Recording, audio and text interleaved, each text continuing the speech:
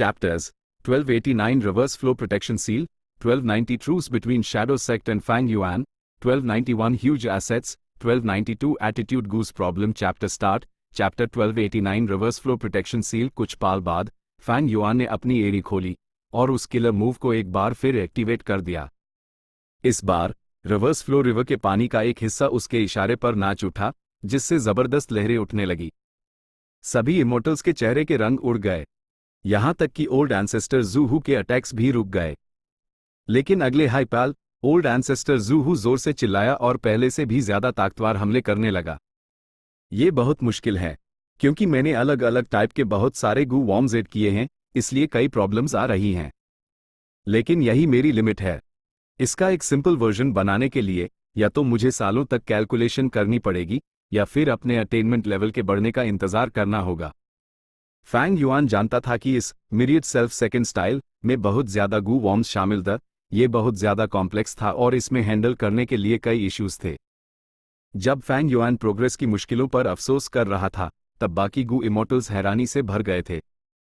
बेशक वो कुछ बोल नहीं रहे थे, लेकिन उनकी निगाहें चमक रही थी। ल्यू गुआनयी, यह बांदा, कितनी तेज प्रोग्रेस है। वो सच में रिवर्स फ्लो रिवर को कंट्रोल कर पा रहा है।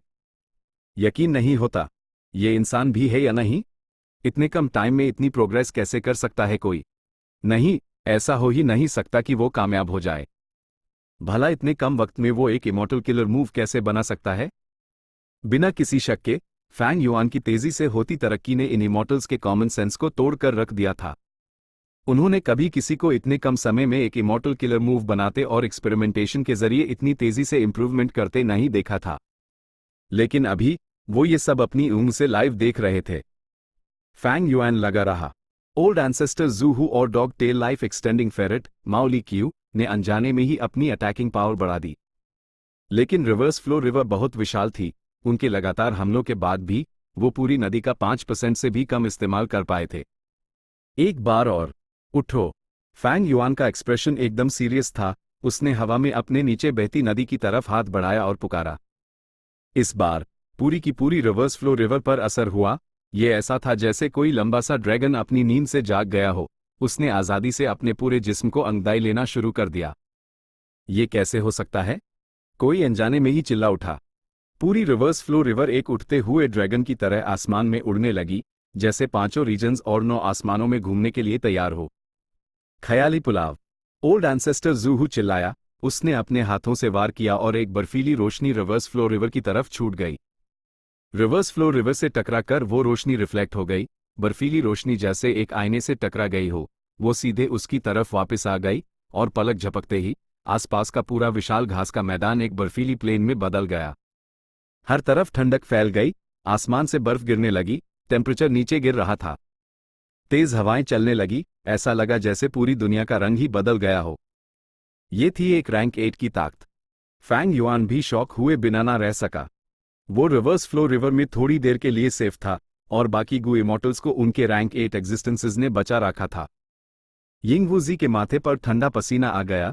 ए मौके पर पर्पल माउंटेन ट्रू मोनार्क फिर से होश में आ गया था। अगर वो ना होता तो यिंगवुजी और बाकी लोग जिंदा ना बचते। हम यहां से चलते हैं, पर्पल माउंटेन ट्रू मोनार्क ने कहा। लेकिन यिंगवुजी हिचकिचाया।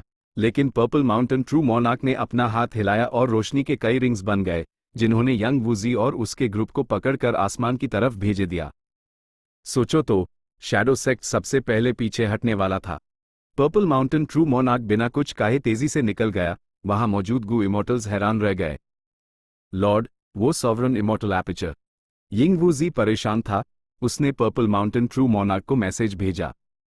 फिक्र मत करो, मैंने पहले ही डिड्यूस कर लिया है कि वो नहीं मारेगा। वो यकीनन बच निकलेगा, पर्पल माउंटेन ट्रू मोनार्क ने विश्वास के साथ कहा। यिंगवुजी को पर्पल माउंटेन ट्रू मोनार्क की बातों पर ज्यादा यकीन नहीं था, लेकिन वो अपने शक को जाहिर नहीं कर सका।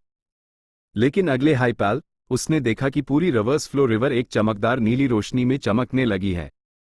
नीली रोशनी ऐसे चमक रही थी जैसे गरजते बादल या उफानती लहरें हो। सभी इमोर्टल्स की निगाहें उसकी तरफ खींच गई थी। फैंग युआन बीच में खड़ा था। तेज हवाएं चल रही थी, जिससे उसके बाल और आस्तीनें हवा में लहरा रही थी। उसकी ऊँगली अजीब थी। उसने धीरे से कहा, उठो। तुरंत नदी का पानी उफन पड़ा और इमोर्टल्स को लहरों की आवाज सुनाई दी।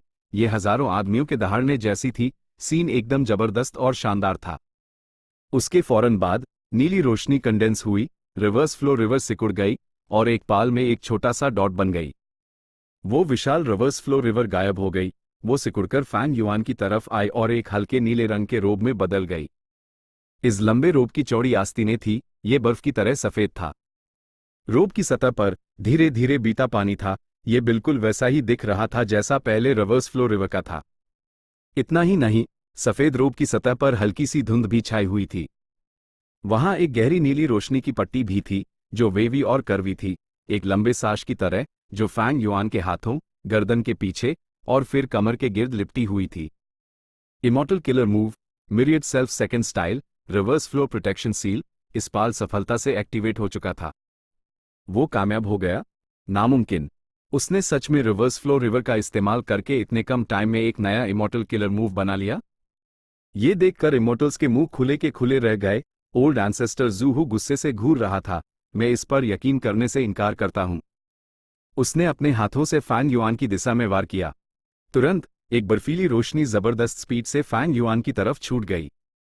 फैंग युआन इसका सामना करने के लिए तैयार था।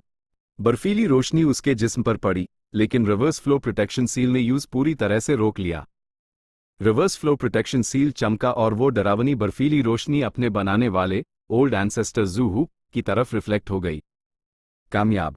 फैंग युआन का दिल जोर से धड़क रहा था, फिर धीरे धीरे शांत हो गया। बेशक इमॉर्टल किलर मूव सफलता से एक्टिवेट हो गया था, लेकिन उसे इसको टेस्ट करना था। ओल्ड एंसेस्टर ज़ूहू के हमले ने यह कंफर्म कर दिया कि फैंग युआन का रिवर्स फ्लो प्रोटेक्शन सील बेहद ताकतवर था। ओल्ड एंसेस्टर ज़ूहू बर्फीली रोशनी से बच गया। उसका एक्सप्रेशन बेहद बेरहम और कठोर हो गया जब उसने फैंग युआन को देखा। मुझे ट्री करने दो, माओ ली क्यू चिल्लाया। उसका जिस्म वहीं पर गायब हो गया। अगले हाइपैल, वो फैंग युआन के पीछे प्रकट हुआ। उसके बेरहम पंजे उठे और जोर से नीचे आए। बूम! एक जोर की आवाज सुनाई दी। फैंग युआन एक टॉप के गोले की तरह उड़ गया। उसका नजारा बदल गया। एक सांस के बाद फैंग युआन जमीन पर आ गिरा। उसके बाद एक जोर के धमाके के साथ बर्फीली जमीन पर एक बड़ा सा गड्ढा बन गया।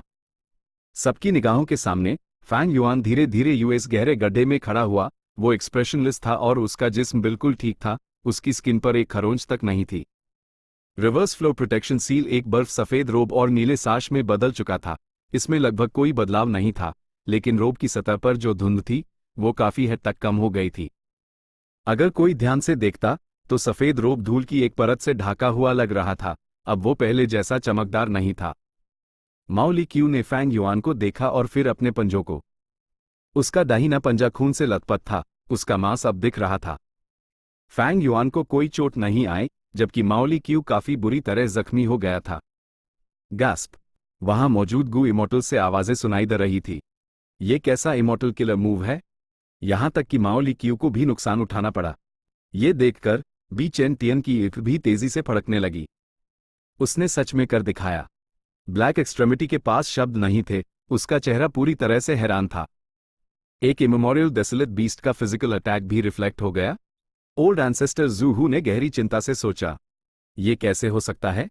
यिंग वूजी, जो आसमान में बहुत दूर था, उसने ये देखा और उस लगा जैसे वो कोई सपना देख रहा हो। ऐसा कभी नहीं हुआ था कि एक रैंक 8 गू इमॉर्टल ने एक रैंक 7 गू इमॉर्टल पर हमला किया हो और नतीजा ये निकला हो कि रैंक 7 गू इमॉर्टल को कोई नुकसान ना हो, जबकि रैंक 8 गू इमॉर्टल उल्टा जख्मी हो जाए।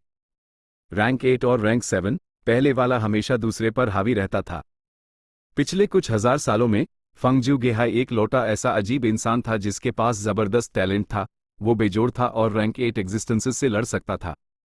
लेकिन अब जब फैंग युआन ने मिरियड सेल्फ सेकंड स्टाइल बना लिया और उस सफलता से इस्तेमाल किया, तो यह टाइटल अब अकेले फंगज्यूगे का नहीं रहा। आज से ये महान शान एक और शख्स के साथ बांधी जाएगी। ल्यू ग्वानयी, सेंट्रल का फंगज्यूगे, नॉर्थ का ल्यू ग्वानयी। बू जेंजी बहोशी में बड़बड़ाया। ओल्ड एंसेस्टर ज़ूहू हल्के से मुस्कुराया। लड़के, आखिरकार मैंने तुम्हें कम आंक लिया था। उसके हाथ उसकी पीठ के पीछे उसने हमला करना बैंड कर दिया। लेकिन माओ ली क्यू गुस्से में था। छोटे लड़के, तू मौत को दावत दे रहा है? तेरी हिम्मत कैसे हुई मुझे बेइज्जत करने की? इमेमोरियल डेसोलेट बीस्ट ने गुस्से में फैंग युआन पर हमला कर दिया। फैंग युआन उसका मुकाबला नहीं कर सकता था, उसे एक रबर की बॉल की तरह इधर उधर पटका जा रहा था। लेकिन दर्जनों हमलों के बाद भी फैंग युआन बिल्कुल ठीक था, वो अभी भी एकदम साफ सुथरा था, लेकिन माओ लीक्यू जोर से हौंफ रहा था और उसका खून बह रहा था। उसका हर हमला उसी पर वापस आ रहा था। माओ लीक्यू गुस्से से घूर रहा था, सोच रहा था, ये लड़का तो साहिल जैसा है, इससे मारने में चोट मुझे ही लग रही है। नॉर्दर्न प्लेन्स में ऐसा अजीब मखलूक कब से पैदा हो गया? फैंग युआन ने देखा कि माओ लीक्यू उसके सामने बेबस है और वो हंसा और सेंट्रल कॉन्टिनेंट के गू इमॉर्टल्स की तरफ बढ़ गया। सेंट्रल कॉन्टिनेंट के गू इमॉर्टल्स डरे हुए परिंदों की तरह थे, वो फौरन इधर उधर बिखर गए। दोनों सेंट्रल कॉन्टिनेंट के रैंक 8 रुके और फैंग युआन पर हमला किया, लेकिन कोई फायदा नहीं हुआ। रिवर्स फ्लो प्रोटेक्शन सील उनके हमलों को उन्हीं पर वापस भेजे रहा था और वो हमले उसके पीछे आ रहे माओ लीक्यू पर जा लगे। माओ लीक्यू को बहुत तकलीफ हो रही थी, वो इतना गुस्सा था कि फटने वाला था। उसने एक बड़ी मात्रा में पर्पल रोशनी थूकी, उसके हमले ने आसपास के एक बड़े इलाके को अपनी चपेट में ले लिया। इस हमले ने एक बड़ी लड़ाई शुरू कर दी। हालत बेकाबू हो गए, तीनों तरफ के गू इमॉर्टल्स हमला कर रहे थे। ये आखिरी चीज थी जो यंग वूजी ने देखी। वो पर्पल माउंटेन ट्रू मोनार्क के पीछे हटने के फैसले की गहरी तारीफ कर रहा था। साथ ही वो समझ गया, इस लड़ाई के बाद लियू ग्वानयी का नाम 5 रीजन्स में फैल जाएगा, ये दुनिया को हिला कर रख देगा, उसकी शोहरत फंग जियोगे के बराबर हो जाएगी। 10 दिन से ज्यादा बीत गए, एक बुरी हालत में एक शख्स रीजनल वॉल से गुजरा और ईस्टर्न सी पहुंच गया। ये फैंग युआन था। आखिरकार इस पागल जानवर से पीछा छूटा। फैंग युआन ने गहरी सांस ली। 10 दिन से ज्यादा पहले old ancestor zoo, central continent के गू इमॉर्टल्स और लॉन्जेविटी हेवन एक घमसान युद्ध में लगे हुए वो अपनी पूरी ताकत से लड़ रहे थे। फैंग युआन इस अफरातफरी वाली लड़ाई से बच निकलने में कामयाब रहा, लेकिन माओ लीक्यू ने उसका पीछा करना नहीं छोड़ा। फैंग युआन माओ लीक्यू का मुकाबला नहीं कर सकता था, लेकिन जैसे हाई वो नॉर्दर्न प्लेन्स की रीजनल वॉल में दाखिल हुआ, माओ लीक्यू सिर्फ बेचारगी से देखता रह गया। वो नॉर्दर्न प्लेन्स में पैदा हुआ एक जंगली जानवर था, वो रीजनल वॉल से बंधा हुआ था। फैंग युआन इन पीछा करने वालों से बच निकलने में कामयाब रहा। सदर्न बॉर्डर वापस जाने का टाइम हो गया। फैंग युआन रुका नहीं, वो बादलों में उड़ गया। Chapter 1290 truce between shadow sect and Fang Yuan. अंधेरी पत्थर की दीवार पर अजीब सी आग जल रही थी। आग बड़ी नहीं थी, वो जुगनू या लैंटर्न के साइज की थी। ये हरी आग थी जो ठंडी और बर्फीली थी। हल्की आग purple mountain true monarch, Ying Wuji, Bai Ning Bing और ही लूलन के चेहरों पर चमक रही थी। रिवर्स फ्लो रिवर की लड़ाई से सबसे पहले निकलने वाले उन्हें यहां पर्पल माउंटेन ट्रू मोनार्क लाया था। लेकिन उसके बाद पर्पल माउंटेन ट्रू मोनार्क फिर से पागलपन की हालत में चला गया। पर्पल माउंटेन ट्रू मोनार्क को देखते हुए, जो अपने पैरों के अंगूठे चबा रहा था, बाई निंग बिंग ने यिंग वूजी पर तंज कसा, यह है तुम्हारा प्लान? यही है वो रैंक 8 का महान एक्सपर्ट जो फैंग युआन को मारेगा? स्नोई माउंटेन ब्लेस्ड लैंड के इस ट्रिप में भले ही यिंग वूजी ने पर्पल माउंटेन ट्रू मोनार्क को बचा लिया, लेकिन उसने बहुत कुछ खो दिया। शीनू और ताई बाइयोन शेंग लड़ाई में मारे गए। हे लूलन खामोश थी। यह रैंक 8 गू इमॉर्टल भरोसेमंद नहीं था, लेकिन शैडो सेक्ट के अलायंस एग्रीमेंट की वजह से ही लूलन चुप रही। बाई निंग बिंग ने यिंग वूजी का मजाक उड़ाया, लेकिन उसका एक्सप्रेशन वैसा ही रहा। इतनी सारी नाकामियों के बाद उसने हर हालत में शांत रहने का मिजाज अपना लिया था। उसने धीरे से कहा, मैंने फैंग युआन को कम समझने की गलती की, सोचा नहीं था कि वो परसिवियरेंस इमॉर्टल गू को रिफाइन कर लेगा और रिवर्स फ्लो रिवर लॉर्ड बन जाएगा। कोई हैरानी नहीं कि हेवेंस विल ने यूज एक टूल के तौर पर चुना। अस इंसान को सिर्फ मारा जा सकता है, हराया नहीं जा सकता। यिंग वूजी ने बिना किसी हिचकिचाहट के फैंग युआन की तारीफ की। बेशक वो दुश्मन थे, लेकिन यंग वूजी का दिल खुला था। उसने माना कि फैंग युआन के पास एडवांटेज और बेहतर ताकत दोनों थे। बाई निंग बिंग ने ठंडी सांस भरी, इस मंजर को याद करते हुए जब फैंग युआन ने रिवर्स फ्लो रिवर पर फतह हासिल की थी। उसने आगे कुछ नहीं कहा। छोटी सी गुफा में सिर्फ पर्पल माउंटेन ट्रू मोनार्क की चीखें गूंज रही थी। कुछ पाल बाद पर्पल माउंटेन ट्रू मोनार्क ने चिल्लाना बैंड कर दिया।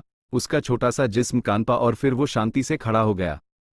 उसने अपनी पीठ सीधी की, उसकी एनू में साफ साफ समझ लौट आई। लॉर्ड, आप जाग गए। यिंग वूजी खुशी से झूम उठा, वो तेजी से उसके पास गया। पर्पल माउंटेन ट्रू मोनार्क ने अपना माथा पकड़ा, उसके सर में दर्द हो रहा था, उसका चेहरा दर्द से बिगड़ रहा था। पहले रिवर्स फ्लो रिवर में मैंने खुद को जबरदस्ती जगाया था, इसलिए वो सिर्फ एक पाल के लिए था। लेकिन अब अलग है, मेरे पास काफी टाइम है। कितना वक्त हो गया? लड़ाई कैसे खत्म हुई? आधे महीने से ज्यादा हो गया है। फैंग युआन रीजनल वॉल के जरिए नॉर्दर्न प्लेन्स से भाग गया। मेरा अंदाजा है कि वो ईस्टर्न सी में दाखिल हुआ है। आखिरकार ईस्टर्न सी में उसकी थोड़ी बहुत फाउंडेशन है। रही बात लड़ाई की, तो नतीजा अभी तक तय नहीं हुआ है। सेंट्रल कॉन्टिनेंट के गू इमोर्टल्स जाना चाहते थे, लेकिन ओल्ड एंसेस्टर ज़ूहू ने उनका पीछा किया। खतरनाक सिचुएशन के दौरान आसमान से एक इमोर्टल गू हाउस उतरा और दोनों पार्टियां व्हाइट हेवन में लड़ने चली गई।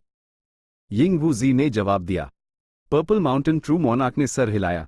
इस बार सेंट्रल कॉन्टिनेंट के गू इमोर्टल्स शायद हार जाएंगे। गेकमिस्ट, जायंट सन इमोर्टल वेनरेबल ने नॉर्दर्न प्लेन्स को अपना डोमेन चुना था। भला वो यहां इंतजाम किए बिना कैसे रह सकते थे? मिसाल के तौर पर लॉन्जेविटी हेवन का एक भी रैंक 8 गू इमोर्टल अभी तक सामने नहीं आया है। लॉर्ड, अब हमें आगे क्या करना है? यिंग वू जी ने पूछा। वो एक वक्त में शैडो सेक्ट का इंचार्ज था। अब जब पर्पल माउंटेन ट्रू मोनार्क जाग गया था, तो ये रैंक 8 का महान एक्सपर्ट हाई शैडो सेक्ट को लीड करने वाला था। यिंग वू जी को पीछे हटना था। पर्पल माउंटेन ट्रू मोनार्क बोलने हाई वाला था कि इस गुफा में हवाओं की आवाज गूंजने लगी। उसके बाद गुफा की दीवारों पर अजीब आग तेजी से भड़कने लगी, जैसे कोई तेज हवा चल रही हो। पर्पल माउंटेन ट्रू मोनार्क की निगाहें चमकी। मैंने इस गुफा को अपने बचने के तरीकों में से एक के तौर पर अरेंज किया था। ये अजीब आग मैंने एक नेचुरल गू फॉर्मेशन बनाने के लिए पाली थी। ये हमें दूसरों के डिडक्शन से बचने में मदद करती है। जब मैं पागल था, तब ये कितनी बार भड़की थी? 107 बार। बाइनिंग बिंग ने सीधे सादे अंदाज में कहा।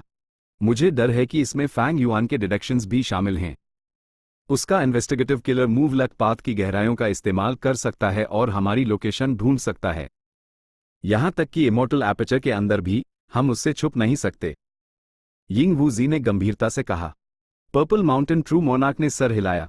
फैंग युआन वकाई इस लायक है कि यूज हेवंस विल ने पाला है। हमारे शैडो सेक्ट से निपटने के लिए वो एक अहम कड़ी है। ये शख्स बहुत हिम्मती है और उसके पास कमाल का टैलेंट है। उसकी विल पावर बेजोड़ है। वो सच में 10,000 सालों में एक बार दिखने वाला एब्सोल्यूट जीनियस है। शैडो सेक्ट के पर्पल ने फैंग युआन को इतना ऊंचा दर्जा दिया था, लेकिन वहां मौजूद तीनों गू इमोर्टल्स खामोश थे। वो पर्पल माउंटेन ट्रू मोनार्क की बातों से सहमत थे।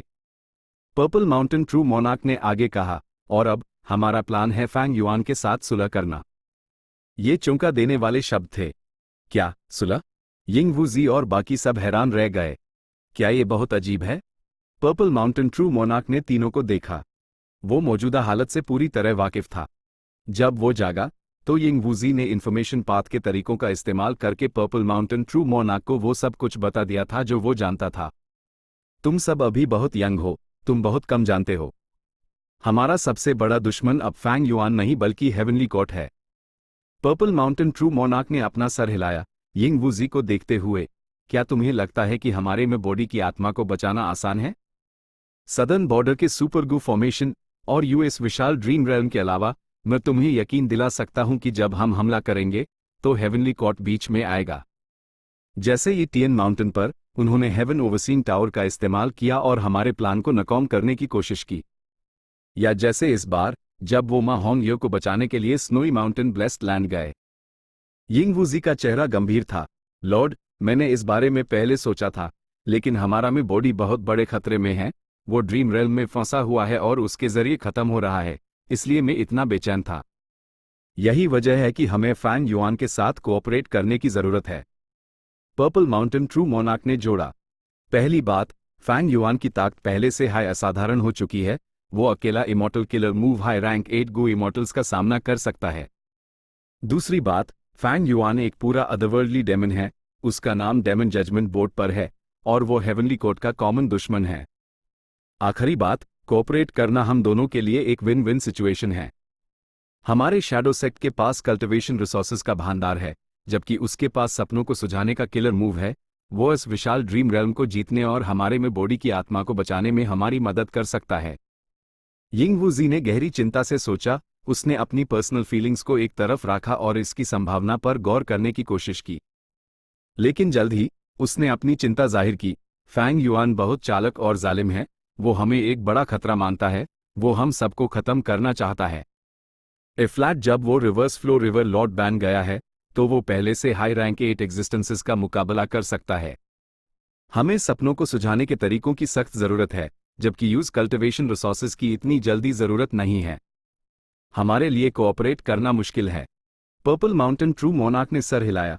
तुम बिल्कुल सही कह रहे हो, लेकिन क्या तुम सॉवरेन इमॉर्टल बॉडी की सबसे बड़ी खामी के बारे में जानते हो? आपका क्या मतलब है? क्या आप सॉवरेन इमॉर्टल बॉडी के नॉन कन्फ्लिक्टिंग डाउ मार्क्स की बात कर रहे हैं? यिंग वू जी ने उलझन में पूछा। बिल्कुल नहीं। नॉन कन्फ्लिक्टिंग डाउ मार्क्स सॉवरेन इमॉर्टल बॉडी का सबसे बड़ा फायदा है। ये अन कमजोरियों से कहीं ज्यादा है जो वो लाते हैं। मैं नस छिपी हुई प्रॉब्लम की बात कर रहा हूं। पर्पल माउंटेन ट्रू मोनार्क ने सर हिलाया। एक अहम छिपी हुई प्रॉब्लम है? यिंग वू जी हैरान रह गया। हमारा original plan rank 10 sovereign immortal fetus Gu को रिफाइन करना था। सिर्फ rank 10 sovereign immortal fetus Gu को हाई बिना किसी खामी के परफेक्ट माना जा सकता है। लेकिन जाहिर है, हमने सिर्फ रैंक 9 वर्जन रिफाइन किया है। वो बहुत बड़ा ड्रॉबैक अभी तक सामने नहीं आया है, लेकिन वो फैंग युआन को हमसे कोऑपरेट करने के लिए मजबूर कर देगा। पर्पल माउंटेन ट्रू मोनार्क ने कहा। सॉवरेन इमॉर्टल बॉडी में एक बड़ी खामी थी। ये ऐसी कौन सी खामी थी जिसने पर्पल माउंटेन ट्रू मोनार्क को इतना यकीन दिला दिया था कि यह फैंग युआन को रोके रखेगी? यिंग वूजी और बाकी सब क्यूरियस द, लेकिन पर्पल माउंटेन ट्रू मोनार्क ने इसका जवाब नहीं दिया। उसी वक्त पर्पल माउंटेन ट्रू मोनार्क के अपने भी कुछ सवाल और शक थे। अजीब है, यिंग वूजी की इंफॉर्मेशन से हमारे सेक्ट ने सॉवरेन इमॉर्टल फीटस गू को बहुत जल्दबाजी में रिफाइन किया। ये हमारे ओरिजिनल प्लान जैसा नहीं है। ऐसी क्या वजह थी जिसने हमारे में बॉडी को इतनी जल्दी करने पर मजबूर कर दिया? ऐसा लगता है कि फैंग युआन से कांटेक्ट करने के साथ साथ मुझे रिवर ऑफ टाइम का भी एक चक्कर लगाना पड़ेगा। ईस्टर्न सी, नीले समंदर के ऊपर फैंग युआन तेजी से सफेद बादलों के बीच से गुजर रहा था। उसका टारगेट सदर्न बॉर्डर था। फिर से हो रहा है। उड़ते वक्त फैंग युआन का चेहरा बदल गया। वो महसूस कर सकता था कि यूएस पर डार्क लिमिट की ताकत तेजी से खत्म हो रही है। यह कंजम्पशन इतनी तेजी से हो रही थी कि वो जल्दी खत्म होने वाली थी। जाहिर है, कोई बड़ा एक्सपर्ट उसके बारे में चीजें डिड्यूस कर रहा था। जब उसने देखा कि आसपास कोई नहीं है, फैंग युआन ने जल्दी से अपना इमॉर्टल एपर्चर रख दिया। इमॉर्टल एपर्चर में दाखिल होने के बाद खुद को बाहरी दुनिया से अलग करके और दूसरे पार्टी के डिडक्शन को रोककर फैंग युआन के एक्सपोज होने का खतरा कम हो गया। फैंग युआन ने आ भरी। रिवर्स फ्लो रिवर की लड़ाई के बाद यूज अनगिनत डिडक्शंस का सामना करना पड़ा। ल्यू ग्वान यी की पहचान बेहद मशहूर हो गई थी। सिर्फ नॉर्दर्न प्लेन्स और सेंट्रल कॉन्टिनेंट हाई नहीं, बल्कि ईस्टर्न सी, सदर्न बॉर्डर और वेस्टर्न डेजर्ट के गू इमॉर्टल्स भी ल्यू ग्वान यी के बारे में बहुत क्यूरियस थे। वो उसके बारे में और जानकारी निकलना चाहते थे। ल्यू ग्वान यी एक फर्जी पहचान थी, लेकिन वो अब भी फैंग युआन हाई था। इस तरह फैंग युआन ने सारा प्रेशर झेला। डार्क लिमिट इमॉर्टल गू के होते हुए भी उस बार बार रुककर अपने इमॉर्टल एपर्चर के अंदर छुपना पड़ता था। रास्ते में फैंग युआन ने लगभग 400 से 500 डिडक्शंस का सामना किया। इससे उसके सफर में बहुत रुकावट आई। उस बार बार रुकना पड़ा और नतीजा यह हुआ कि वो अब भी ईस्टर्न सी में ही था। अपनी आर्म स्पीड से वो अब तक सदर्न बॉर्डर में होता। अगर डार्क लिमिट इमॉर्टल गू ना होता तो हालत और भी खराब होते। लेकिन यह तो एक्सपेक्टेड हाई था कि मैंने इतना बड़ा हंगामा खड़ा किया है। आखिरकार लोग मुझे फंग जिऊ जी के बराबर का दर्जा दे रहे हैं। जब मैंने 88 ट्रू यांग बिल्डिंग और इंपीरियल कोर्ट ब्लेस्ड लैंड को तबाह किया था, तब मेरे पास शैडो सेक्ट की मदद थी और मुझे कोई प्रेशर फील नहीं हुआ, लेकिन अब हो रहा है। ऐसा लगता है कि इन डिडक्शन से निपटने के लिए एक इमॉर्टल किलर मूव हासिल करना जरूरी हो गया है। फैंग युआन एक विजडम पाथ ग्रैंड मास्टर था। एक इमॉर्टल किलर मूव डिड्यूस करना नामुमकिन नहीं था, लेकिन यह रिवर्स फ्लो प्रोटेक्शन सील बनाने जितना आसान नहीं होगा। आखिरकार जब reverse flow protection seal deduce कर रहा था, तब उसके वाटर पाथ अटेनमेंट लेवल के अलावा कई और फैक्टर्स भी शामिल थे। सबसे इंपॉर्टेंट, उसके पास सही इमॉर्टल गू और एक मजबूत फाउंडेशन थी, इसलिए उस कोई प्रॉब्लम नहीं हुई। लेकिन इसके लिए जो इमॉर्टल गू अजीब था वो था डार्क लिमिट। यह विजडम पाथ का नहीं बल्कि डार्क पाथ का था। फैंग युआन का डार्क पाथ अटेनमेंट लेवल कुछ खास नहीं था। चैप्टर 1291 ह्यूज एसेट्स डिडक्शन से बचते हुए फैंग युआन ने वक्त बर्बाद नहीं किया। उसने अपने इमॉर्टल एपर्चर का जायजा लिया। 5 रीजन्स, 9 आसमान। इनका साइज कमाल का था, इस दुनिया के कॉमन सेंस से परे। 335,000 स्क्वायर किलोमीटर्स की स्पेस पहले से ही हैरान करने वाली थी, अगर कोई सुनता तो यकीन न करता। लेकिन अब फैंग युआन का सॉवरेन इमॉर्टल एपर्चर पहले हाई 335,000 स्क्वायर किलोमीटर्स की स्पेस को पार कर चुका था। ये इसलिए था क्योंकि वो हाल ही में गू इमॉर्टल्स को मार रहा था और उनके इमॉर्टल एपर्चर्स को अपने अंदर मिला रहा था। सॉवरेन इमॉर्टल बॉडी की खास खासियतों की वजह से फैंग युआन दूसरों के ब्लेस्ड लैंड्स को पूरी तरह से अपने अंदर मिला सकता था और उनके सारे डाउ मार्क्स को बिना किसी वेस्टेज के अब्जॉर्ब कर सकता था। इन इमॉर्टल एपर्चर्स ने मिलकर सॉवरेन इमॉर्टल एपर्चर में कई यूनिक एरियाज बना दिए थे। यह areas ZYA डटार land spirits manage करते थे, जिससे फैंग युआन की काफी मेहनत बच जाती थी। वो पांचों रीजन्स और 9 आसमानों में बिखरे छोटे छोटे मोतियों जैसे थे। मेरे पास स्पेस पाथ के जबरदस्त रिसोर्सेस हैं। आम गू इमॉर्टल्स अपना इमॉर्टल एपर्चर बढ़ाने के लिए क्या कुछ नहीं करते, लेकिन मेरे पास इतनी स्पेस है कि मैंने अभी तक डेवलप भी नहीं की है। फैंग युआन इससे खुश था। दूसरी तरफ टाइम पाथ रिसोर्सेस के मामले में उसके एहसास अलग थे। सॉवरेन इमॉर्टल एपर्चर की टाइम की रफ्तार काफी धीमी हो गई थी। पहले ये 1:60 थी, ये तो बस बेजोड़ था। लेकिन अब यह नॉर्मल स्टैंडर्ड से भी नीचे था। यह ऐसी चीज थी जिसका उसके पास कोई और इलाज नहीं था। फैंग युआन के कल्टिवेशन मेथड बदलने से पहले कैलामिटीज और ट्रिब्यूलेशंस को टालने के लिए उस ऐसा करना पड़ा। उसने ही फैन के ट्रू इनहेरिटेंस में टाइम पथ के तरीकों का इस्तेमाल करके अपने इमॉर्टल एपर्चर का टाइम धीमा कर दिया। अब कम टाइम पाथ रिसोर्सेस के साथ फैंग युआन का इमॉर्टल एसेंस प्रोडक्शन बहुत गिर गया। सिर्फ इतना ही नहीं, उसके बाकी रिसोर्सेज में भी होने वाली सारी बढ़ोतरी गिर गई। तफसील से सोचा जाए तो मिनी सेंट्रल कॉन्टिनेंट के अंदर ब्लड जी का जंगल था और मिरर विलोज ये हु इमॉर्टल ब्लेस्ड लैंड से थे। इनके अलावा वहां एक छोटा सा जेड लाइट पिट था। इस छोटे जड़े लाइट पिट में लाइट पाथ मॉर्टल गूद उनकी क्वांटिटी बहुत ज्यादा थी। ये उसके इमॉर्टल एपर्चर में तब बना जब फैंग युआन ने नॉर्दर्न प्लेन्स के ल्यू ट्राइब के जड़े लाइट पिट रिसोर्स पॉइंट से रेफरेंस लिया था। कुछ वक्त पहले ही फैंग युआन ने जड़े लाइट पिट को लूट लिया था और उसमें मौजूद सारे लाइट पाथ मॉर्टल गू उठा लिए थे। लाइट पाथ गू वॉर्म्स का एक हिस्सा 9 हेवेंस में ऑरोरा लाइट्स में रख दिया गया था, लेकिन बाकी को आसानी से बेचा नहीं जा सकता था। इसलिए फैंग युआन ने इन लाइट पाथ मॉर्टल गू को वक्ती तौर पर स्टोर करने के लिए एक छोटा जड़े लाइट पिट बना लिया। बेशक ये छोटा जड़े लाइट पिट असली वाले से मुकाबला नहीं कर सकता था। असली वाला एक सच्चा रिसोर्स पॉइंट था। उसमें बहुत सारे लाइट पाथ डाउ मार्क्स थी और उसमें रखा गया कोई भी कीड़े का ग्रुप वक्त के साथ गू बन जाता था। लेकिन पहले वाला तो फैंग युआन ने बस अपने लाइट पाथ गू वॉर्म्स को स्टोर करने के लिए जल्दबाजी में बनाया था। इसमें कोई प्रोडक्शन कैपेबिलिटीज नहीं थी। 5 मिनी रीजन्स में से मिनी सेंट्रल कॉन्टिनेंट का डेवलपमेंट सबसे कम था। मिनी नॉर्दर्न प्लेन्स एक हायर लेवल पर था। मिनी नॉर्दर्न प्लेन्स में जमीन समतल थी जो ज्यादातर बर्फ और आइस से ढकी हुई थी। एक बर्फीली प्लेन बन गई थी, लेकिन बर्फ और आइस ही इसकी खासियत नहीं थी। ईस्टर्न सी के करीब एक हल्का हरा बीच था। पत्थरों के टुकड़े एक साथ ढेर होकर एक खास झील बनाते थे। अंदर के पौधे अच्छे से उग रहे थे और वहां स्पिरिट स्नेक्स रहते थे। ये हल्का बीच ट्रांसफॉर्मेशन पाथ गू इमॉर्टल है डांग का ब्लेस्ड लैंड था। फैंग युआन के एनेक्स करने के बाद यहां तक कि गुलाबी लाल स्पिरिट स्नेक लैंड स्पिरिट भी वहां शिफ्ट हो गया था और उसके लिए एरिया मैनेज कर रहा था। वेस्टर्न डेजर्ट के करीब एक हड्डियों का कब्रिस्तान था। यहां हर तरह की हड्डियों का एक पहाड़ था। कॉलरबोन्स, खोपड़ियां, पैरों की हड्डियां, यहां तक कि उड़ने वाले जानवरों की भी। वहां बहुत सारे इमॉर्टल मटेरियल्स थे जो बहुत कीमती थे। ये हड्डियों का कब्रिस्तान वही था जो फैंग युआन ने ल्यू ट्राइब से लिया था। ल्यू ट्राइब के गू इमॉर्टल ल्यू योंग को मारने के बाद उसने इस हड्डियों के कब्रिस्तान को सीधे अपने इमॉर्टल एपर्चर में मूव कर लिया था। इस तरह उसके पास ये रिसोर्स पॉइंट था जो बोन पाथ गू वॉर्म्स जनरेट कर सकता था। लेकिन ओरिजिनल बोन बेरियल फील्ड के मुकाबले मेरे बोन बेरियल फील्ड में भले ही बहुत सारी हड्डियां हों, लेकिन बोन पाथ डाउ मार्क्स ओरिजिनल से मैच नहीं कर सकते। ओरिजिनल बोन बेरियल फील्ड में आसपास की मिट्टी में भी बोन पाथ डाउ मार्क्स थे। ल्यू ट्राइब अपने बोन बेरियल फील्ड को बिना किसी प्रॉब्लम के दोबारा बना सकती है। फैंग युआन ये बात गहरी से जानता था।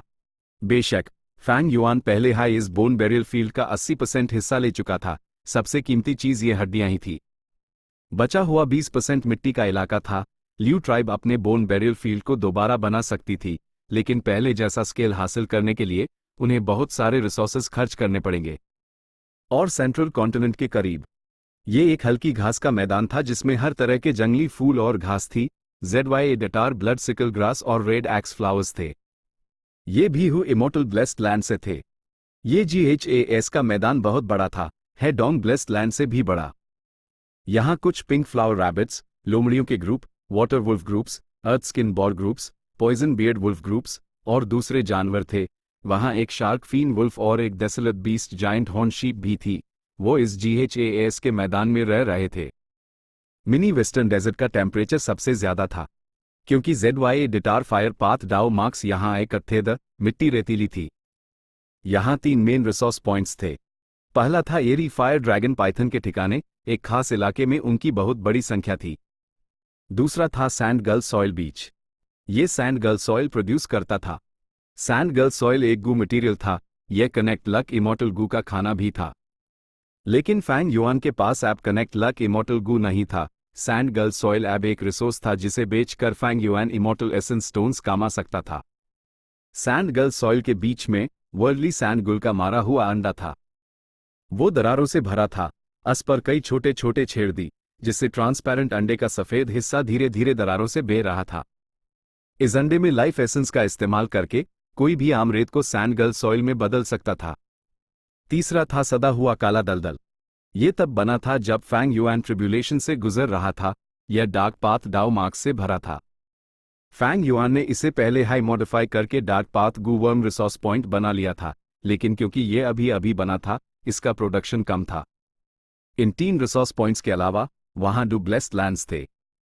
एक अर्थ पाथ का ब्लेस्ड लैंड था जो एक सड़ते हुए दलदल जैसा दिखता था। उसके अंदर 5 desolate beast mud monsters the और हर तरह के अर्थ पाथ मॉर्टल गू। इसे छोटा मुरमान लैंड स्पिरिट मैनेज करता था। दूसरा ल्यू योंग का एंस्लेवमेंट पाथ का ब्लेस्ड लैंड था। यूएस में 20 से ज्यादा कुत्ते डेसोलेट बीस्ट्स थे। ये सारे डेसोलेट बीस्ट्स फैंग युआन ने ट्रेजर येलो हेवन से खरीदे थे। ऐसा इसलिए था क्योंकि ल्यू योंग ब्लेस्ड लैंड की ओनरशिप की शर्त बीज हाउंड टाइप डेसोलेट बीस्ट्स रखना थी। उनमें से 6 उसके बोन आर्मर हाउंड्स थे। पूरा ब्लेस्ड लैंड एक काले कुत्ते लैंड स्पिरिट द्वारा मैनेज किया जाता था। मिनी ईस्टर्न सी का डेवलपमेंट लगभग मिनी वेस्टर्न डेजर्ट जैसा ही था। वू यीहे का ब्लेस्ड लैंड यहाँ था। ये एक समंदर था जिसे वू यीहे ने अच्छे से मैनेज किया था। वहाँ 3 ancient desolate beast horn divine tortoises, एक बड़ा सा खेत ancient desolate plant silent corals का, और 6 desolate beast white letter blue feather seagulls दी, जिसे समुद्री कछुआ लैंड स्पिरिट मैनेज करता था। इसके अलावा वहाँ ओरिजिनल ड्रैगन फिश ग्रुप और 2 desolate beast dragon fish, air bubble fish group, साथ ही कुछ रेयर लिटरेचर कार्प्स और कुछ ऑयल वाटर थे। वहाँ बड़ी संख्या में blue jade carps, blood jade carps और एक ancient desolate beast hidden room oyster turbulent flow sea area में मिला था। वहाँ एक और खून की झील थी, उसमें बड़ी मात्रा में डेसोलेट बीस्ट का खून और गू इमोर्टल का खून था। फैंग युआन ने एक बार यहाँ ब्लड एसेट इमोर्टल गू को रिकवर करने के लिए रखा था। अभी ब्लड एसेट इमोर्टल गू पूरी तरह से रिकवर हो चुका था, लेकिन ये खून की झील अब भी वहां थी। 5 मिनी रीजन्स में मिनी सदर्न बॉर्डर सबसे अमीर था।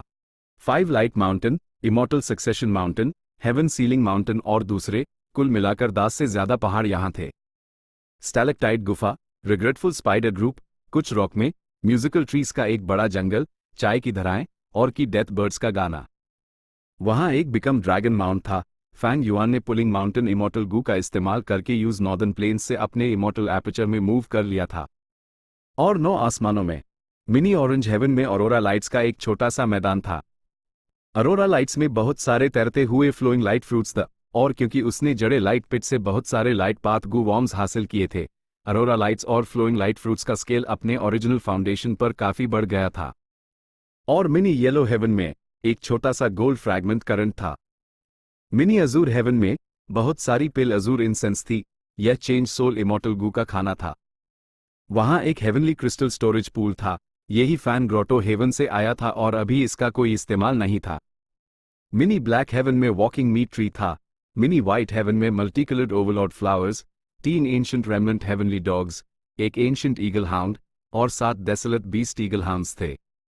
मिनी पर्पल हेवन में अपर एक्सट्रीम हेवनली ईगल था, हालांकि उसमें सिर्फ डेसोलेट बीस्ट की ताकत थी। यहां 80 से ज्यादा बाज के घोंसले तैर रहे थे। यह आयन ईगल ब्लेस्ड लैंड पर हमला करने की लूट थी। ओरिजिनल बाज का घोंसला अपर एक्सट्रीम हेवनली ईगल पहले ही पूरी तरह से खा चुका था। मिनी ब्लू हेवन में बहुत सारी क्लाउड सॉइल थी। उसके ऊपर एरो बैम्बू का जंगल, एक स्टार फ्रैगमेंट ग्रास का मैदान और एक बच्चा फॉलिंग स्टार हाउंड था। दोनों डेसोलेट बीस्ट स्पाइन फीन स्टार ड्रैगनफिश पहले ही बेच दिए गए थे ही फैन ग्रोटो हेवन को बचाने की लड़ाई के दौरान। वहां एक मीटेराइट पिट भी था जो स्टेलर फायर गू और फॉलिंग मीटियोर गू प्रोड्यूस करता था। ये लुई कंजिंग को मारने और उसका ब्लेस्ड लैंड हासिल करने के बाद फैंग युआन ने यूज भी यहां रख दिया। ये एक तैरता हुआ आइलैंड था जो स्टार फ्रैगमेंट्स से भरा था। Star core land spirit use manage कर रहा था। कुछ ब्लेस्ड लैंड्स इधर उधर बिखरे हुए और कुछ दूसरे डेसोलेट बीस्ट्स और डेसोलेट प्लांट्स भी थे। अन पर तफसील से बात करने की जरूरत नहीं थी। रही बात डांगहू माउंटेन और लुओपो वैली की, तो वो लंग या ब्लेस्ड लैंड में थे। रिवर्स फ्लो रिवर को वक्ती तौर पर फैंग युआन ने मिनी ईस्टर्न सी में रखा था। गू वॉर्म्स के मामले में रैंक 9 विजडम गू लैंग या ब्लेस्ड लैंड में था। सॉवरन इमॉर्टल फीटस गू इस्तेमाल हो चुका था, यूज जीना नहीं जाएगा। Rank 8 immortal Gu, attitude, wisdom sword, years flow like water, sealed.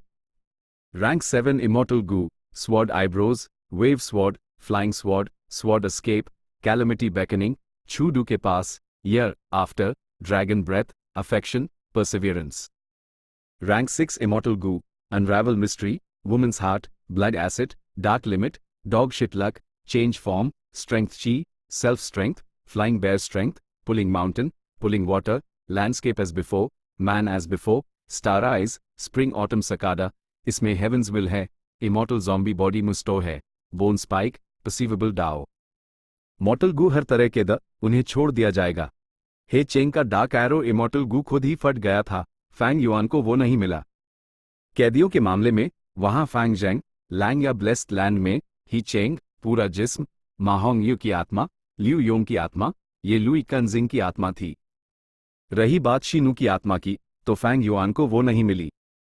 Shadow sect को सोल पाथ में कमाल की महारत हासिल थी। फैंग युआन आत्मा को पकड़ने के बावजूद यूज गायब होने से नहीं रोक सका। बाकी सब, जैसे डांग फैंग चैंग फैन की आत्मा, फेदरमन गू इमॉर्टल की आत्मा, ईस्टर्न सी गू इमॉर्टल्स की आत्माएं, सब लंग या लैंड स्पिरिट को सेक्ट कंट्रीब्यूशन पॉइंट्स के लिए बेच दी गई थी। वो शायद अब तक डांगहे माउंटेन द्वारा अब्जॉर्ब कर ली गई होंगी और गट्स गू में बदल दी गई होंगी। वहां फेदरमन गू इमॉर्टल गुलाम जो जोंग भी था।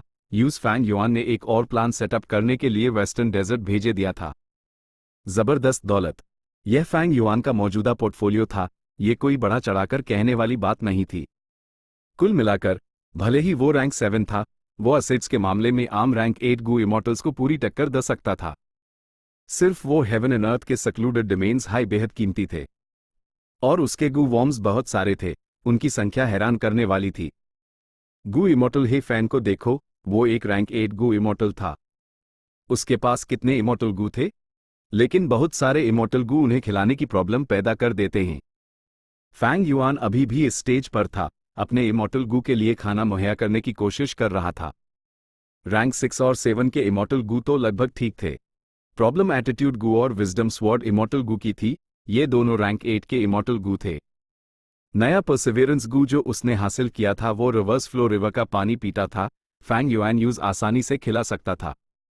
अफेक्शन गू वही चीज खाता था जो लव गू, उम्मीद और डर। फैंग युआन इसे आसानी से सॉल्व कर सकता था। उसने ट्रेजर येलो हेवन से बड़ी मात्रा में होप गू और फियर गू खरीद लिए थे। फैंग युआन के लिए अब अपने इमॉर्टल एपर्चर को डेवलप करना मेन पॉइंट नहीं था।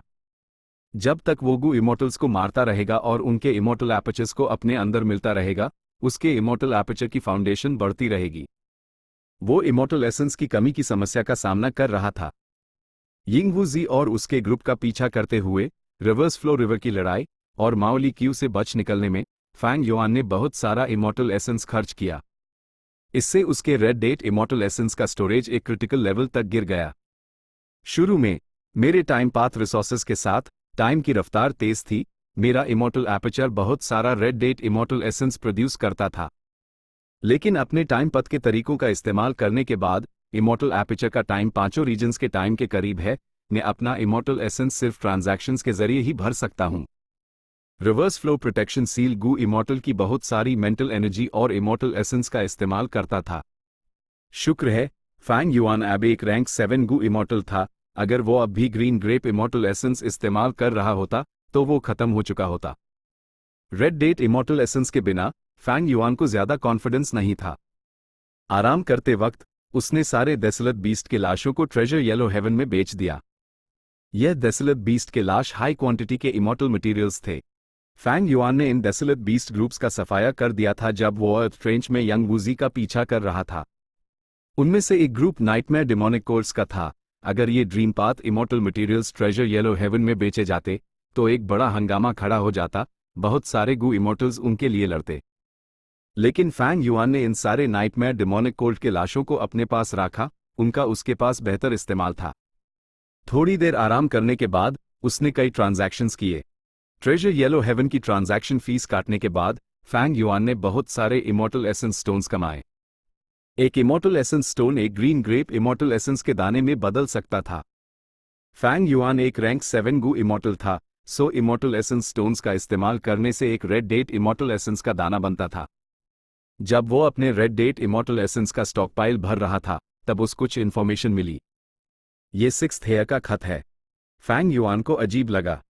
चेक करने के बाद वो हैरान रह गया। शैडो सेक्ट मेरे साथ सुलह करना चाहता है, वो यहां तक चाहते हैं कि हम साथ काम करें। Author's note: collating Fang Yuan's assets was too tiring। Chapter 1292 attitude Gu's problem. Fang Yuan की निगाहें चमक रही थी। शैडो सेक्ट का खत उसके लिए बिल्कुल अनएक्सपेक्टेड था, लेकिन सोचने पर यह बिल्कुल लॉजिकल भी था। रिवर्स फ्लो रिवर की लड़ाई में भले हाई फैंग युआन को बहुत सारे कल्टिवेशन रिसोर्सेज नहीं मिले, लेकिन उसकी बैटल स्ट्रेंथ जबरदस्त बढ़ गई थी। वो रैंक 8 के नीचे सबसे ताकतवर शख्स के लेवल पर था, फंग जियोगे के बराबर। उसकी बैटल स्ट्रेंथ में इजाफे ने उसके स्टेटस को बढ़ा दिया था। असल में इस खत से पहले उस दूसरे खत भी मायल थे, जैसे कि छू डू से। छू डू ने खत में बड़े अदब से बात की थी, फैंग युआन को उसकी जीत पर बधाई दी और वहां न होने पर अफसोस जाहिर किया। उसके बाद उसने अपनी सिचुएशन के बारे में बात की। चू सेक्ट ऐप छू ट्राइब बैन गया था और सुप्रीम एल्डर्स ऐप सब एक्सटर्नल सुप्रीम एल्डर्स थे। छूडू के चेले ऐप उसके गोद चिल्ड्रन द। और आखिर में छूडू ने अपनी मुश्किलों के बारे में बात की क्योंकि उसने एक ट्राइब बनाया और राइचस पथ का हिस्सा बन गया। यूज फैंग युआन को छू सेक्ट से निकलना पड़ा। ये उसकी अपनी मर्जी नहीं थी, उस ऐसा करने के लिए मजबूर किया गया था। एक खत 3 क्रेज डेमन एक्सेंट्रिक्स से भी था। फैंग युआन को बढ़ाई देने के अलावा उन्होंने उस बड़े जोश के साथ क्रेज डेमन केव को एक्सप्लोर करने के लिए इनवाइट किया। उन्होंने कहा, भले हाई नॉर्दर्न प्लेन्स उसका स्वागत ना करे, क्रेज डेमन केव हमेशा तुम्हारा घर रहेगा। ये बातें बहुत जज्बाती थी, ये उसके प्रति उनके नए रवैये को दिखाती थी। रही बात लॉन्जेविटी हेवन की, तो वो फैंग युआन के लिए अरेस्ट वारंट्स जारी कर रहे थे।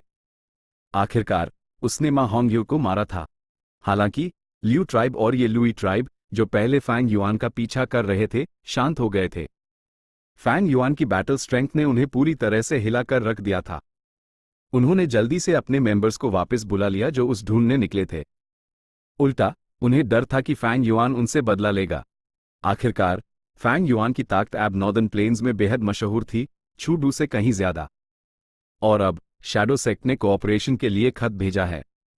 ही शैडो सेक्ट के पास एक रैंक 8 गू इमॉर्टल है, लेकिन उसकी एक बड़ी कमजोरी है, वो कभी कभी पागल हो जाता है। फैंग युआन ने सोचा, उसने रिवर्स फ्लो रिवर में पर्पल माउंटेन ट्रू मोनार्क से लड़ाई की थी, उसकी हालत के बारे में कुछ पता चला था। असल में अगर फैंग युआन ने परसिवियरेंस गू रिफाइन ना किया होता और immortal killer move reverse flow protection seal ना बनाया होता, तो वो शायद रिवर्स फ्लो रिवर की लड़ाई हार जाता, वो यिंग वूजी के जाल में फंस जाता। हमेशा से शैडो सेक्ट की बची हुई ताकतें फैंग युआन के लिए सबसे बड़ा खतरा थी। हेवंस विल ने फैंग युआन का इस्तेमाल करके सॉवरन इमॉर्टल फीटस गू चुराने का इंतजाम किया था, जिसकी वजह से फैंग युआन और शैडो सेक्ट के बीच ना सुलझने वाली दुश्मनी पैदा हो गई थी। अगर शैडो सेक्ट दोबारा सॉवरन इमॉर्टल फीटस गू रिफाइन करना चाहता, तो वो ओल्ड एंसेस्टर जूहू द्वारा फॉर्चून राइवलिंग हेवन रिफाइन करने के तरीके जैसा ही कुछ अपनाते। उसने मा होंगये को गू रिफाइनमेंट के मेन मटेरियल के तौर पर इस्तेमाल किया था। अगर फैंग युआन शैडो सेक्ट के हाथों में आ जाता, तो वो यूएस किस्मत से नहीं बच पाता। यूजर्स गू रिफाइनमेंट के लिए इमॉर्टल मटेरियल के तौर पर इस्तेमाल किया जाता, उसके लिए मरना बेहतर होता। लेकिन अब फैंग युआन की ताकत इतनी बढ़ गई थी कि वो रैंक 8 गू इमॉर्टल्स का सामना कर सकता था, इसलिए शैडो सेक्ट ने उससे कोऑपरेशन की मांग की। रवैये में इस बदलाव ने फैंग युआन को गहरी सांस लेने पर मजबूर कर दिया। रिवर्स फ्लो प्रोटेक्शन सील एक कमजोर इमॉर्टल गू हाउस जैसा था, वो रैंक 8 के सामने बिना किसी नुकसान के रह सकता था, इसने फैंग युआन को बहुत कॉन्फिडेंस दिया। लेकिन शैडो सेक्ट के साथ काम करना मतलब नंगी तलवार पर चलने जैसा है। भले हाई सिक्स्थ हेयर सैक कह रहा था और उसने जो वजह दी थी वो जायज थी, लेकिन अन सबको फायदा था अगर वो कोऑपरेट करते। बाकी सब चीजों को छोड़ भी दें तो सिर्फ फैंग युआन के इमॉर्टल ज़ॉम्बी बॉडी में सोल पथ का जाल और सॉवरेन इमॉर्टल बॉडी का राज, ये सब सुलझ सकता था अगर वो कोऑपरेट करते। हालांकि फैंग युआन शैडो सेक्ट पर भरोसा नहीं कर सकता था। प्रॉब्लम अब भी वही थी, फैंग युआन और शैडो सेक्ट एक दूसरे पर भरोसा नहीं कर सकते थे। वो जानी दुश्मन थे, भला वो आसानी से साथी कैसे बन सकते थे? भले ही वो समझदार लोग थे जो फायदे को अहमियत देते थे, लेकिन गू इमॉर्टल्स के बीच कोऑपरेशन का आधार किसी शख्स की रेपुटेशन नहीं, बल्कि उनके इन्फॉर्मेशन पाथ के तरीके होते हैं। हालांकि फैंग युआन इन्फॉर्मेशन पाथ में कमजोर था, ये उसकी कमजोरी थी। और शैडो सेक्ट के पास ताकतवर इन्फॉर्मेशन पाथ के तरीके थे। स्पेक्ट्रल सोल सभी पाथ्स में एक ग्रेट ग्रैंड मास्टर था। बाकी सब छोड़ भी दे तो सिर्फ ज़ॉम्बी अलायंस और सेंट्रल कॉन्टिनेंट में डिफाई ऑर्गेनाइजेशन को देखें, उन्होंने बहुत ताकतवर इन्फॉर्मेशन पाथ के तरीकों का इस्तेमाल किया था। कोई भी ऑर्गेनाइजेशन अलायंस एग्रीमेंट्स के आधार पर बनती है। फैंग युआन शैडो सेक्ट पर भरोसा नहीं कर सकता था और ना ही हिम्मत कर सकता था। अगर कोऑपरेट करते हुए उन्होंने उसके खिलाफ इन्फॉर्मेशन पाथ के तरीकों से साजिश की तो वो एक बेवकूफ होता। हालांकि फैंग युआन ने उन्हें माना नहीं किया। उसने शैडो सेक्ट की नीयत जांचने के लिए एक जवाबी खत भेजा। खत में उसने एक शर्त राखी, अगर तुम सच में कोऑपरेट करना चाहते हो तो सीधे सीधे मुझे एटीट्यूड गू दो। वैसे तो भले हाई फैंग युआन हमेशा से एटीट्यूड गू का इस्तेमाल कर रहा था, वो उसका नहीं था, वो ही लू लैन से उधार लिया गया था। उस वक्त जब इमॉर्टल गू उधार दिया जा रहा था, दोनों तरफ एक एग्रीमेंट हुआ था। एक वक्त था जब यूज वापस करना था। अगर वो टाइम लिमिट पार कर देता तो फैंग युआन एटीट्यूड गू का इस्तेमाल नहीं कर पाता। ऐसा इसलिए था क्योंकि एटीट्यूड गू के अंदर ही लू लैन की विल थी, फैंग युआन की नहीं। और अब डेडलाइन तक बहुत कम वक्त बचा था। एटीट्यूड गू एक लेजेंडरी गू वर्म था जिसे सिर्फ मेंटल एनर्जी से इस्तेमाल किया जा सकता था। इसके कमाल के इफेक्ट्स दी और कॉस्ट्स भी कम थे। जब से फैंग युआन को ये मिला था, उसने इसकी बड़ी मदद से कई मुश्किलें पार की थी। भले हाई एटीट्यूड गू के पास कोई ऑफेंसिव तरीके नहीं थे, लेकिन सपोर्ट के मामले में ये लेजेंडरी था, इसके अनंत इस्तेमाल थे। एटीट्यूड गू के बिना फैंग युआन पर बहुत बड़ा असर पड़ता। सबसे पहले तो फैमिलियर फेस बेकार हो जाएगा। भले हाई फैंग युआन अपने transformation path grand master attainment level का इस्तेमाल करके इस इमॉर्टल किलर मूव को रीडिजाइन कर सकता था, लेकिन यूएस रैंक 8 कोर के बिना पूरा इमॉर्टल किलर मूव बहुत कमजोर हो जाता। जब वो ये है होने का नाटक करता तो उसके पकड़े जाने का चांस बहुत बढ़ जाता। ये बहुत खतरनाक था। अगर मैं इस मौके का फायदा उठाकर एटीट्यूड गू की प्रॉब्लम सॉल्व कर सकूं तो ये सबसे अच्छा होगा। फैंग युआन को कुछ उम्मीद महसूस हो रही थी। वक्त हो गया था। फैंग युआन ने डार्क लिमिट इमॉर्टल गू का इस्तेमाल करके उसके असर को अपने ऊपर बढ़ा लिया। उसके बाद उसने अपना इमॉर्टल एपर्चर स्टोक किया और निकल पड़ा साउथ वेस्ट दिशा की तरफ। Central continent heavenly court hall के अंदर फेरी जी वेई बैठी थी और अपना इमॉर्टल किलर मूव इस्तेमाल कर रही थी। उसके पूरे जिस्म से, उसके हर रोम छिद्र से हल्का पर्पल धुआं निकल रहा था। वो विजडम पाथ के तरीकों का इस्तेमाल करके डिड्यूस कर रही थी। जल्द ही फेरी जी वेई का माथा पसीने से भर गया और उसने अपनी एड़ी खोली। मैं पहले ही 7 किलर मूव्स इस्तेमाल कर चुकी हूं, लेकिन ने हमारे गू इमॉर्टल्स की लोकेशन डिड्यूस नहीं कर पाए। फेरी जी वेई ने आ भरी। सेंट्रल कॉन्टिनेंट के गू इमॉर्टल्स ने नॉर्दर्न प्लेन्स पर हमला किया था। रिवर्स फ्लो रिवर की लड़ाई के बाद फैंग युआन वहां से भाग गया जब central continent old ancestor Zuhu और लॉन्जेविटी हेवन से एक घमसान लड़ाई में उलझा हुआ था। सेंट्रल कॉन्टिनेंट उन्हें तकवीत देना और मदद भेजना चाहता था, लेकिन सेंट्रल कॉन्टिनेंट के गू इमॉर्टल्स का ये पहला बैच ब्लैक हेवन में गायब हो गया था। फेरी जी वेई उनकी लोकेशंस डिड्यूस नहीं कर पा रही थी, भला वो उन्हें कैसे बचती? यह रिइंफोर्समेंट्स भेजने के लिए कोई जगह ही नहीं थी। उसके पास बैठे ड्यूक लॉन्ग ने अपनी अर्नी खोली। वो अब भी बहुत कमजोर था। वो एक बूढ़े आदमी की तरह पतला और कमजोर था। ऐसा लगता है कि जायंट सन इमॉर्टल वेनरेबल ने नॉर्दर्न प्लेन्स में बहुत सारे इंतजाम किए थे। क्या तुमने ल्यू गुआन यी की लोकेशन डिड्यूस की है? ड्यूक लॉन्ग ने पूछा। फेरी जी वेई ने अपना सर हिलाया।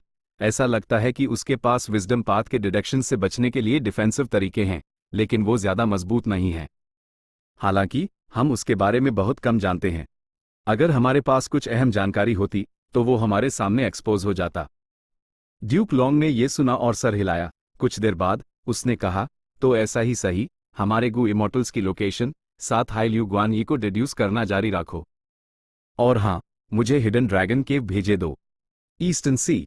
फैंग युआन ने बेबसी से आ भरी, उस अपना इमोर्टल एपर्चर फिर से नीचे रखना पड़ा। ल्यू गुआन यी 5 रीजन्स में मशहूर हो गया था। डार्क लिमिट की ताकत फैंग युआन के जिस्म पर लगातार तेजी से खत्म हो रही थी। अपना राज बनाए रखने के लिए फैंग युआन को कई बार रुकना पड़ा। उसके इमोर्टल एपर्चर का प्रवेश द्वार खुला, उसने बड़ी मात्रा में हेवन एंड अर्थ ची अंदर खींची। सॉवरन इमोर्टल बॉडी 5 रीजन से हेवन एंड अर्थ ची अब्सॉर्ब कर सकता था। आम गु इमोर्टल्स सिर्फ अपने रीजन की हेवन एंड अर्थ ची अब्सॉर्ब कर सकते थे। अगर वो अपना अपर्चर दूसरे रीजन्स में रखते, भले ही वो जबरदस्ती अब्सॉर्ब कर सकते थे, लेकिन अलग अलग हेवन एंड अर्थ की वजह से उनके इमोर्टल एपर्चर्स हिलने लगते और बहुत सारे रिसोर्सेज तबाह हो जाते।